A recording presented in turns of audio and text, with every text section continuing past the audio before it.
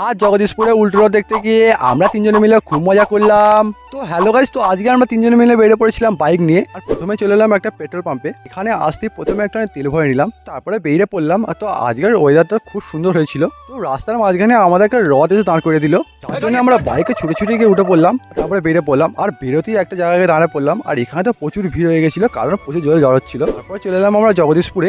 আর এখানকার রথে প্রচুর ভিড় হয়, কিন্তু আমরা লেট করে ফেলেছিলাম। তো গাড়ি রেখে দিয়েছে, আমরা একদম চলে এলাম গেটের সামনে। তো তারপরেই মেলাতে ঢুকে পড়লাম।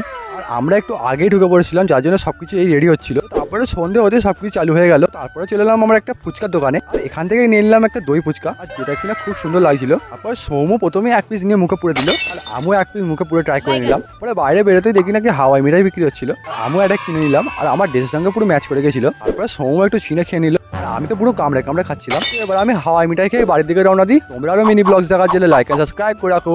বাই।